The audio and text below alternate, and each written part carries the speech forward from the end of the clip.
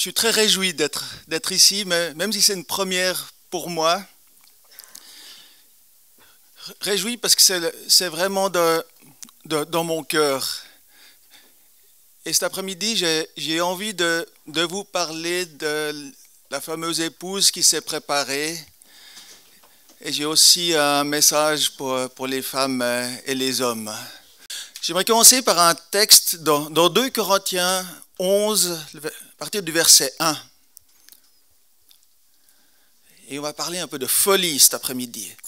Oh, si vous pouviez supporter de ma part un peu de folie, mais vous me supportez, car je suis jaloux de vous d'une jalousie de Dieu, parce que je vous ai fiancé à un seul époux, pour vous présenter à Christ comme une vierge pure. Toutefois, de même que le serpent séduisit Ève par sa ruse, je crains que vos pensées ne se corrompent et ne se détournent de la simplicité à l'égard de Christ.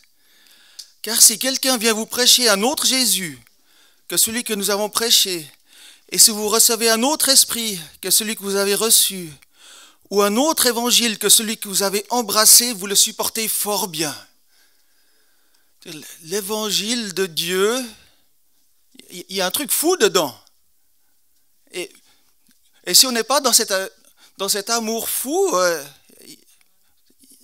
la parole, elle est terrible. C'est un autre évangile. Si on a un évangile sage, si on a un évangile, on sait c'est ce que deviennent les tièdes. Il y a une folie qui vient de Dieu, mais qui a une sagesse. Et dans cette préparation de l'épouse, il y a un truc complètement fou qui nous dépasse. Et en préparant ce message, j'étais vraiment pris par quelque chose. Oui, c'est fou, mais ça vient de Dieu. Paul parle d'une fiancée.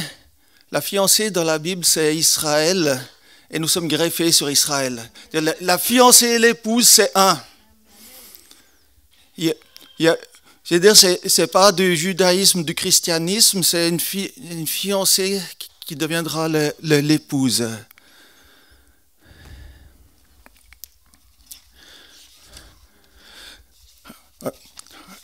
Alors c'est marrant, quand j'ai préparé mon message, hier soir, j'ai dit à Dieu, j'ai préparé plusieurs parties, il faut prendre laquelle, et puis ce matin, je me suis réveillé, la première chose qui m'est venue à l'esprit, c'est « prends tout ». Alors je l'ai dit à Michel, elle m'a dit de ne pas faire long. Et j'aimerais prendre un texte bien connu qui est dans Éphésiens 5. C'est un texte qu'on lit au mariage, qu'on lit pour les couples. Mais aujourd'hui, j'aimerais le lire par rapport à Jésus qui est l'époux. Et l'Église qui est l'épouse, c'est-à-dire l'épouse, ce sont les hommes et les femmes. Hein, c'est nous tous. Femmes, soyez soumises à vos maris comme au Seigneur, car le mari est le chef de la femme, comme Christ est le chef de l'Église, qui est son corps, dont il est le sauveur. Or, de même que l'Église est soumise à Christ, les femmes aussi doivent l'être à leur mari en toutes choses.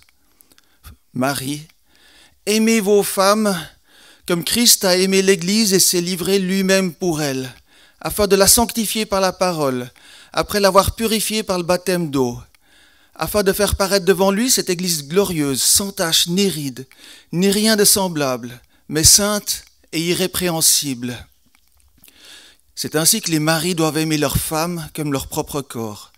Celui qui aime sa femme s'aime lui-même, car jamais personne n'a haï sa propre chair, mais il la nourrit et en prend soin comme Christ l'a fait pour l'Église. Parce que nous sommes membres de son corps, c'est pourquoi l'homme quittera son père et sa mère, s'attachera à sa femme et les deux deviendront une seule chair. Ce mystère est grand.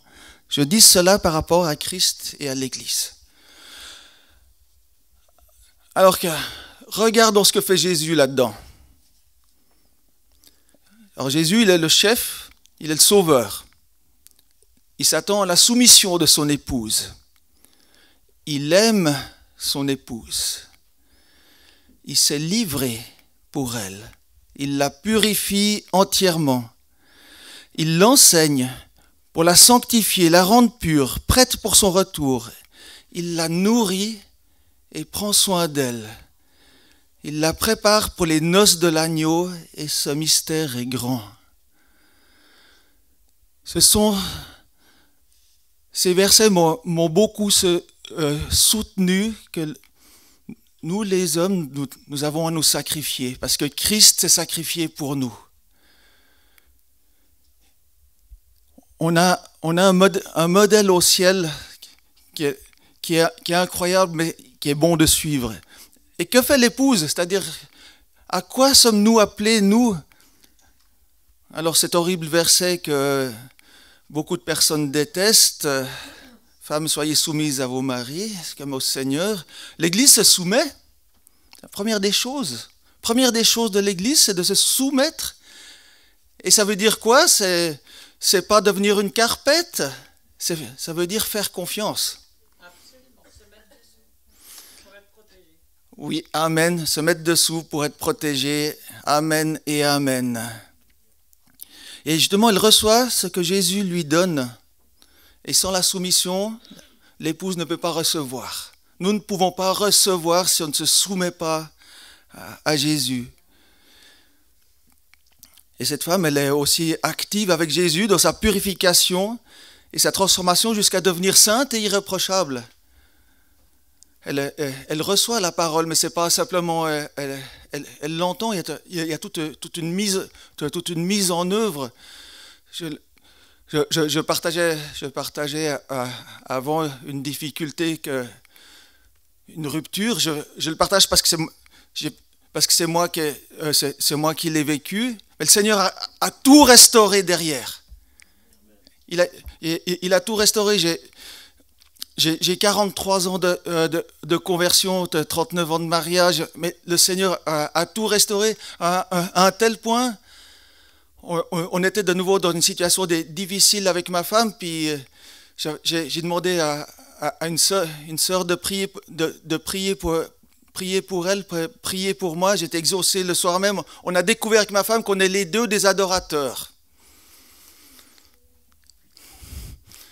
L'ennemi avait réussi à mettre une distance qui a été enlevée. En fait, elle prie tous les jours pendant des heures. C'est une intercesseuse. Elle prie.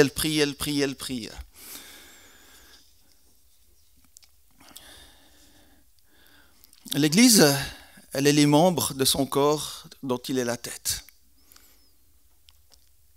Jésus ne peut rien faire sans nous. Et nous ne pouvons rien faire sans lui. Ça nous est dit, sans moi, vous ne pouvez rien faire, mais il a besoin de jambes, il a besoin de bras. J'en parlerai plus tard encore sur les jambes et les bras. Et l'Église quitte son père et sa mère, c'est-à-dire que les liens terrestres deviennent secondaires. Moi, je ne viens pas d'une famille chrétienne. Entre guillemets, c'était évident de mettre Jésus au-dessus, mais quand on vient d'une famille chrétienne, quand on a des frères, des sœurs, quand l'Église et la famille s'est mélangée, non, on quitte père et mère pour mettre Jésus au-dessus, toujours.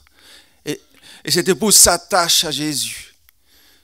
L'attachement, je veux dire, c'est progressif, c'est de plus en plus fort. Je veux dire, quand je me suis marié, moi j'étais fou amoureux de mon épouse, mais je suis plus attaché à elle aujourd'hui. On voit cette fameuse épouse qu'elle s'est préparée. C'est dans Apocalypse 19, verset 7. C'est tout à la fin de la Bible. On est à la fin de l'histoire des hommes. Réjouissons-nous, soyons dans l'allégresse et donnons-lui gloire, car les noces de l'agneau sont venues et son épouse s'est préparée. Il lui était donné de se revêtir d'un fin lin éclatant, pur, car le fin lin, ce sont les œuvres justes des saints. Je vais prendre un moment pour parler des habits. Là, il y a un habit qui sont les œuvres justes des saints, qui sont d'ailleurs les mêmes œuvres c'est Éphésiens qui nous en parle, je crois que c'est 2,28, qui nous dit qu'on a des œuvres préparées à l'avance pour nous. Pour chacun de nous, on a des œuvres et l'épouse a aussi une œuvre préparée à l'avance.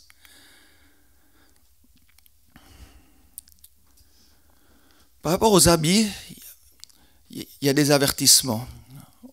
Au jour du sacrifice de l'Éternel, c'est Sophonie 1, verset 8. Au jour du sacrifice de l'Éternel, je châtierai les princes et les fils du roi et tous ceux qui portent des vêtements étrangers.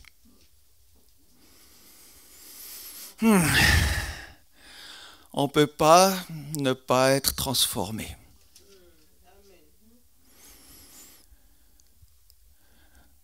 J'aimerais encore parler aux femmes et aux hommes. Nous qui sommes l'Église. Et j'aimerais commencer par un verset dans Proverbe 31, les versets 25 et 26. La fameuse femme de Proverbe 31, elle est revêtue de force et de gloire, elle se rit de l'avenir. Elle ouvre la bouche avec sagesse et des instructions aimables sont sur sa langue. Alors ça, c'est les versets à opposer à femme, taisez-vous. À femme, taisez-vous. La femme, je vais les relire, elle ouvre la bouche avec sagesse et des instructions aimables sont sur sa langue.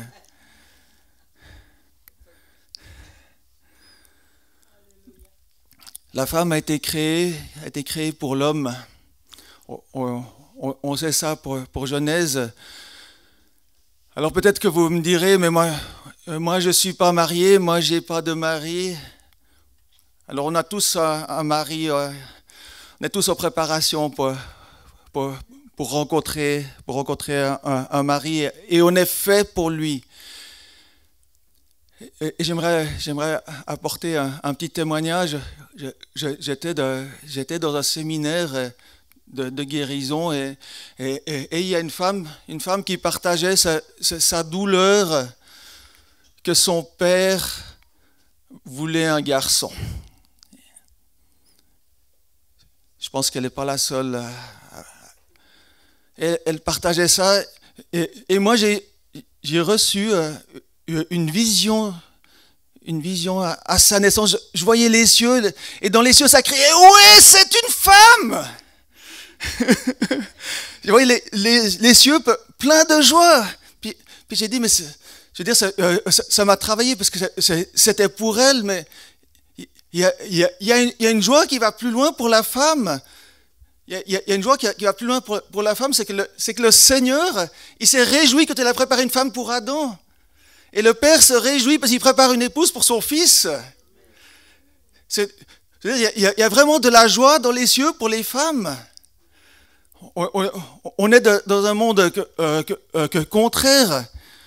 Je veux dire, on vous a vendu l'indépendance du mari comme une bonne chose. Femme, vous ne pouvez être heureuse qu'indépendante. Vous ne pouvez être heureuse qu'en ayant votre revenu, qu'en ayant votre salaire. Parce qu'on ne sait jamais ce qui peut arriver. Vous pouvez vous retrouver divorcés. N'ayez pas besoin d'un mari. C'est un plan sataniste derrière. Il faut savoir que c'est un plan sataniste et c'est un plan qui s'oppose justement à cette femme, qui s'oppose finalement à l'épouse qui se prépare.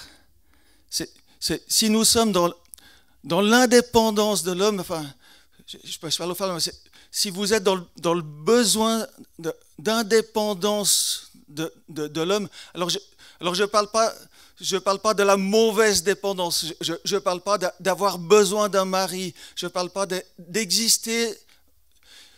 Certaines femmes ont besoin d'exister au travers des yeux d'un homme. Je parle pas de ça. C'est une mauvaise dépendance. Mais l'indépendance qui rejette la moitié de l'humanité, non. Et j'aimerais parler des modèles de femmes dans la Bible. D'abord, c'est quelque chose qui m'est venu, que j'ai eu à cœur. Et puis ma première réaction, c'est de me dire, attends, la Bible, c'est Moïse, c'est David, c'est Salomon, c'est Jésus, les apôtres. Non, il y a aussi des femmes dans la Bible. Et il y a des modèles de femmes. Alors, il y en a peut-être un peu moins, mais en fait, elles sont toutes là, des moments clés. Et je n'ai retenu que quelques-unes. Ève, ben oui, la création, c'est un moment clé. La femme de Noé, elle était là. Je fais une petite parenthèse pour la femme de Noé. Quand le Seigneur a dit à Noé, pour sortir de l'arche, il lui a dit, tu sors, tu prends ta femme avec toi, et tes fils, chacun leur femme, ils sortiront avec leur femme. Et Noé, il a fait quoi? Il est sorti avec les fils, j'ai envie de dire, il a fait ce qu'il connaissait, ce qu'il avait l'habitude de faire. Mais l'habitude, non, l'épouse qui se prépare, c'est pas l'habitude, c'est pas les habitudes, même les habitudes ecclésiales, ça peut être les pires. Il y a eu Déborah, la seule femme juive. Il y a eu Ruth. On en a parlé hier. Anne, la maman de Samuel. Il n'y aurait pas eu Samuel sans Anne. C'est juste ça, ce prophète tellement important. Il a fallu qu'une femme souffre et crie à Dieu. Il y a eu Esther. Esther qui a amené une grande délivrance pour tout le peuple. Oh là là. Et Esther, c'est aussi prophétique, elle a fait quoi? Elle s'est préparée pour son époux. Pendant des mois, des crèmes, des bains. Les parfums, l'épouse sans tache ni ride. Il y a le cantique des cantiques. Ah là là. Je ne vous cache pas, pour moi, c'est encore le livre le plus mystérieux. Et je me réjouis que le Seigneur me révèle. Je sais que j'ai des révélations à recevoir du cantique des cantiques. Et Marie, alors je ne vais pas parler du culte de Marie, mais Marie, c'est quel personnage? Alors Marie, la maman de Jésus, je vais parler de la maman de Jésus. Ah, elle était disponible quand l'ange est venu vers elle. Elle n'a pas dit, écoute, je suis trop jeune, je ne suis pas assez ci, je ne suis pas assez ça. Elle a dit que ta volonté soit faite, elle était prête. Waouh, quelle femme! Il y a quelques années, j'avais reçu une image par rapport au masculin et au féminin. Une image du corps, et les femmes, vous êtes des bras. Vous êtes des bras, c'est-à-dire que vous avez besoin de prendre soin. C'est pas uniquement pour les mamans. C'est prendre soin des personnes qui vous sont confiées. Et si on parle de force, alors ok, les bras ont moins de force que les jambes. Vous devinez que les jambes, je parlerai des hommes après. Ouais. Ok, il y a moins de force, mais quelle force vous avez dans vos bras? Oh là là, arracher un enfant à une femme, et puis voyez quelle force elle a. Alors ça date un peu, mais ça m'avait frappé à l'époque. Moi, avant d'être chrétien, j'étais à l'extrême gauche. Hein, je trouvais qu'il n'y avait pas de parti suffisamment à gauche. Et puis, il y avait une dictature abominable en Argentine. Enfin, euh, Pinochet, c'était au Chili. En Argentine, c'était Videla. C'est cette dictature qui était d'ailleurs influencée par les ex-nazis. Il y a beaucoup de nazis à la fin de la Deuxième Guerre qui sont partis en Amérique du Sud, en Argentine notamment. Il y a les Français qui ont appris les méthodes de torture qu'ils avaient mis au point en Algérie. Ils les ont exportés aussi en Amérique du Sud. Puis cet horrible gouvernement, ils avaient fait quelque chose de particulier. C'est que dans les gauchistes, il y a beaucoup de jeunes, hein, et ils avaient arrêté des femmes enceintes. Et ils ont pris les enfants de ces femmes pour les donner aux femmes des généraux qui étaient stériles. Et ça s'est su. Ça s'est su, et il y a des grands-mères, puisque les mères étaient mortes. Hein. Je veux dire, il y a eu 30 000 disparus à l'époque. C'était affreux, ils les jetaient en paquets dans la mer depuis l'hélicoptère. Mais ces enfants, ils étaient accueillis dans des familles, entre guillemets, qui les aimaient. Et ces grands-mères ont commencé à protester. Elles se réunissaient, je crois, tous les mercredis sur la place principale de la ville à Buenos Aires. C'était la place Domé. Et ils ont commencé à dire « Rendez-nous nos enfants, rendez-nous nos petits-enfants ». C'était les grands-mères.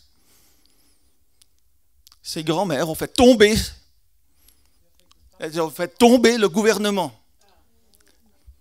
Alors quand on parle de la force des bras, je veux dire, ces grands-mères avaient compris qu'on avait assassiné leur fille, mais que leur petit-fils, leur petite-fille étaient vivants. Et en plus, accueillis dans les familles des tortionnaires des parents. C'était affreux, mais alors c'est clair que le Seigneur était avec elles. Je veux dire, les bras de la femme, je ne sais pas s'il y a une puissance qui peut résister au bras de la femme quand Dieu est avec elle. Hein.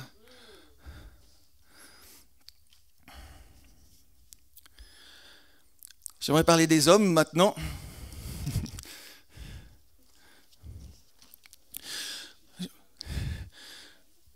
Je commence par un texte dans 1 Thessaloniciens 2, les versets 6 à 8. 1 Thessaloniciens chapitre 2, versets 6 à 8. Nous n'avons point cherché la gloire qui vient des hommes, ni de vous, ni des autres. Nous aurions pu nous imposer avec autorité comme apôtres de Christ. C'est Paul qui parle de son équipe à une des églises qu'il a formées.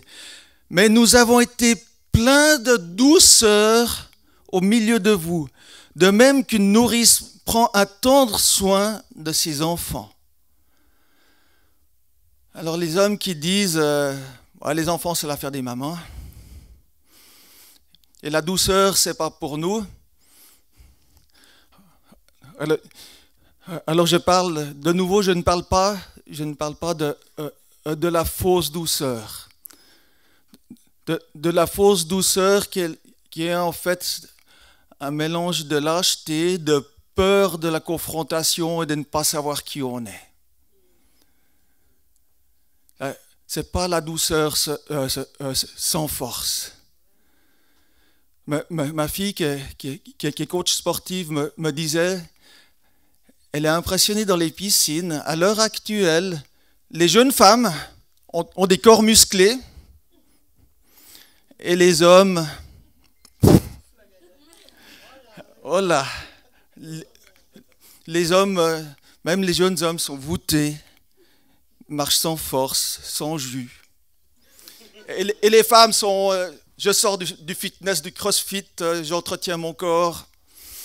Je ne parle pas de cette fausse douceur-là.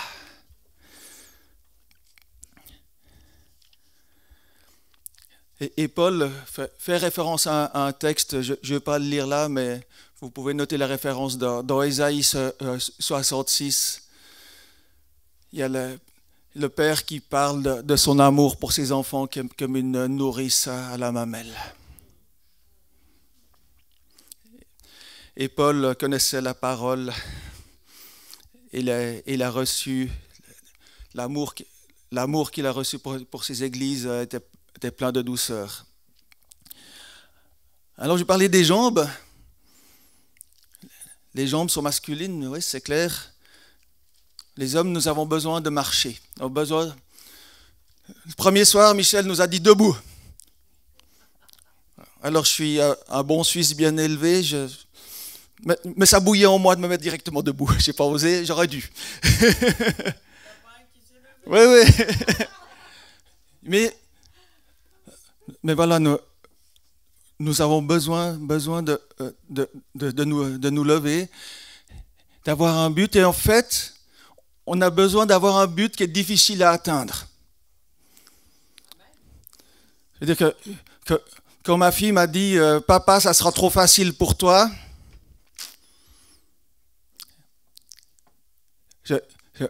j'avais compris que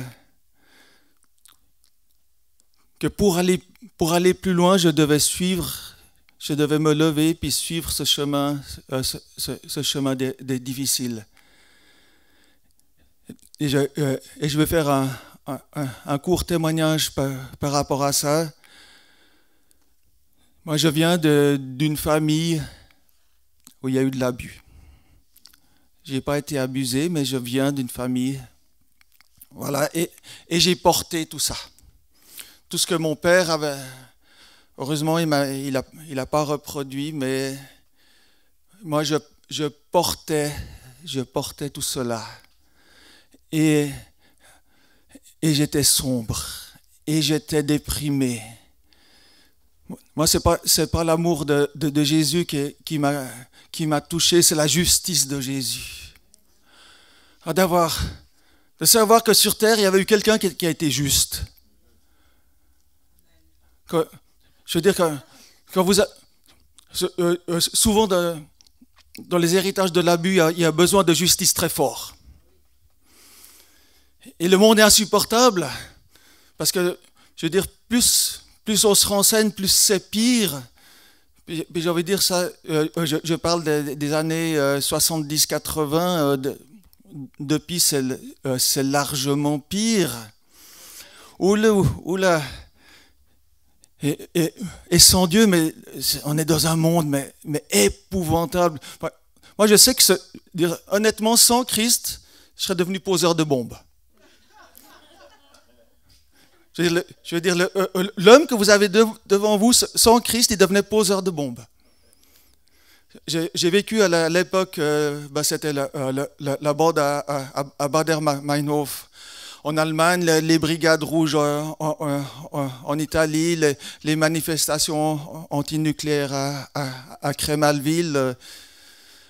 Voilà, moi j'étais là-dedans. Mais en fait, quand la souffrance, la douleur, elle est tellement forte dedans et l'injustice tellement forte dehors, finalement, on croit que d'aller poser une bombe, ça va diminuer la souffrance. Heureusement, le Seigneur avait un autre plan pour moi. Je reviens à l'homme. Le drame de l'homme, c'est de rester assis, sans but, sans action, sans obstacle, sans victoire. On peut penser à l'importance qu'ont pris les jeux vidéo. Là, il y a des victoires. On ne va pas dire qu'il y a des efforts. Oui, il y a des heures, des dizaines, des centaines, des milliers d'heures passées là-dedans, mais non, je veux dire que même, on ne grandit pas. Mais d'abord, on est assis.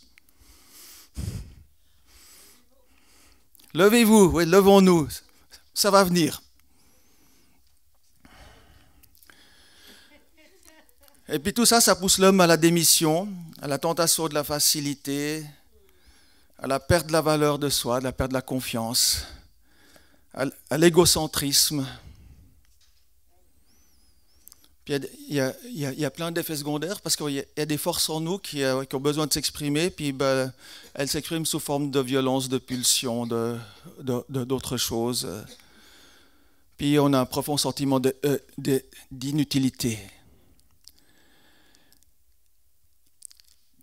Et j'ai reçu Moi, j'aimerais faire un appel pour les hommes. Moi, je crois qu'il y a une bénédiction pour les hommes ici. Oui, il y a des hommes qui se lèvent, oui. Oui, levons-nous les hommes, oui. J'allais dire, quand les hommes se lèvent, les femmes applaudissent.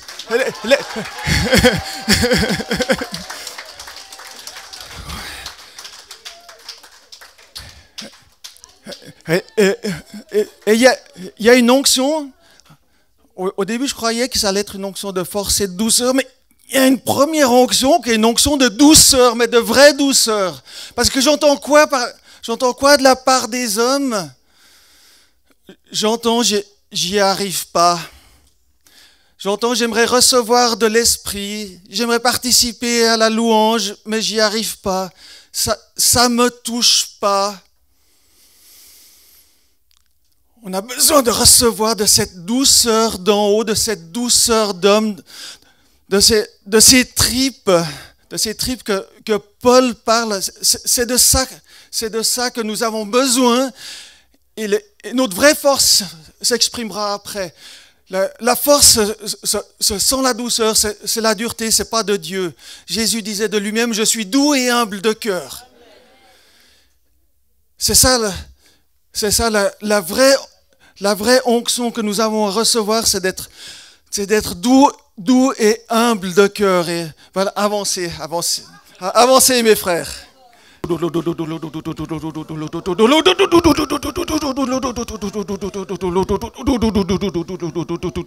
Seigneur, que ton onction de douceur descende. Ta vraie douceur, des tripes pour toi, des tripes qui ne lâchent rien. Des tripes de victoire, des tripes de victoire. Seigneur, nous sommes des hommes, nous nous sommes levés, mais nous voulons marcher jusqu'à la victoire sur le chemin. Seigneur, tu as des chemins pour chacun de nous, tu as des chemins pour chacun de nous, des beaux chemins. Je vous promets pas des chemins goudronnés, mais j'ai envie de dire, je suis suisse, mais je vous promets des chaussures de marche. Amen. Recevez des chaussures pour marcher pour Dieu, pour marcher là où Dieu nous envoie. Marcher où il nous envoie. Chacun. Recevons. C'est des chaussures, mais c'est des chaussures qui nous mettent en route, qui nous réjouissent. Il y a de la joie. On a de la peine, avec la joie, mais il y a une joie pour nous. Ouais. Amen.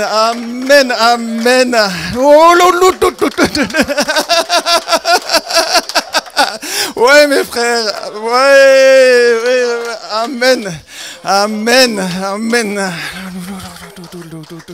Ouh.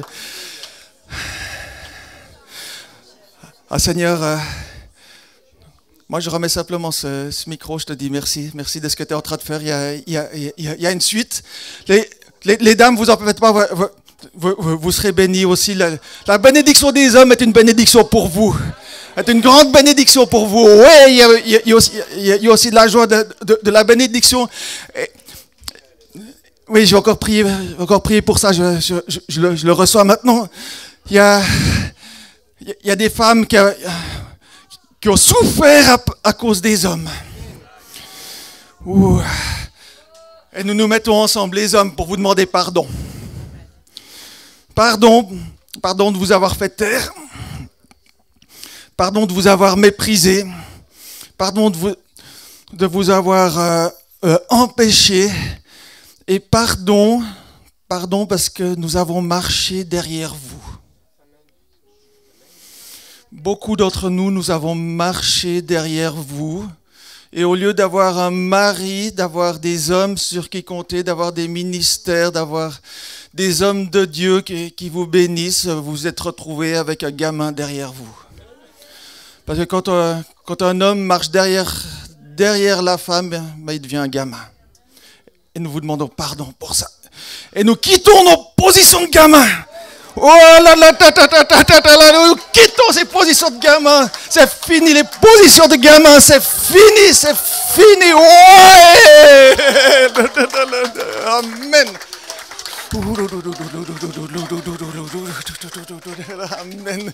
Amen. Bah, Seigneur, moi je ne sais pas ce que tu veux faire, c'est à toi la suite, à toi la gloire surtout. C'est toi qui dirige, c'est toi qui... Tu nous emmènes plus loin, amen. Oui, amen.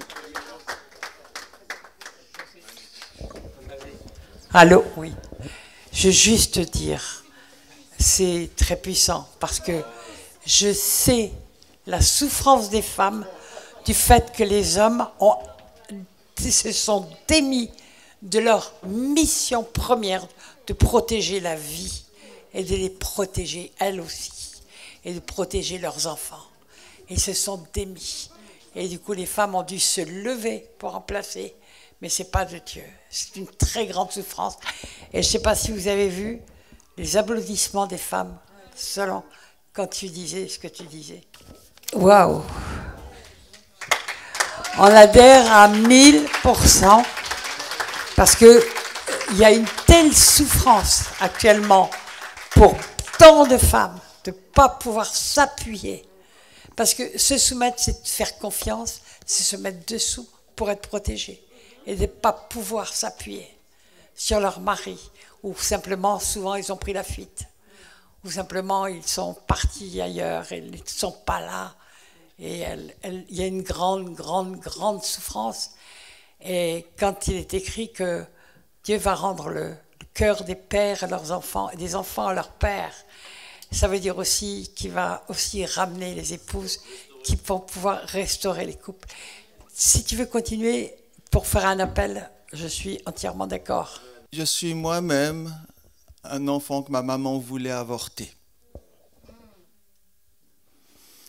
Et heureusement, à l'époque, quand le papa ne voulait pas, ben, ça n'avait pas lieu. Et mon papa n'a pas voulu.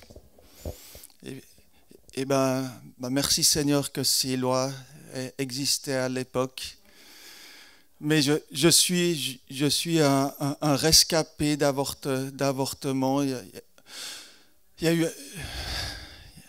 eu beaucoup de souffrances. Mais c'est aussi été... Moi, j'ai 2 nouvelles naissances. J'ai ma nouvelle naissance quand je me suis converti. Et puis, 10 ans après, j'ai été délivré d'un esprit de mort. J'étais à un séminaire où le pasteur m'avait obligé d'aller. Moi, j'étais les pieds comme ça. Je voulais rien savoir parce que le pasteur m'avait obligé. Et le dernier jour, il y a un orateur qui était là. Et dans mon cœur, c'est un homme de Dieu. Et puis je savais qu'il allait prier pour moi. Et moi j'ai dit, mais je ne demanderai pas pardon. Super. Mais je n'avais pas demandé pardon. L'orateur, il avait reçu que j'avais un esprit de mort. Et je n'avais pas demandé pardon pour cet esprit de mort. Il a chassé cet esprit de mort. Et moi, j'ai pleuré comme un nourrisson. Mais pendant plus d'une demi-heure, je pleurais, je bavais, je m'entendais crier comme un nourrisson. J'ai 2 nouvelles naissances. Et c'était le début de la restauration. Amen.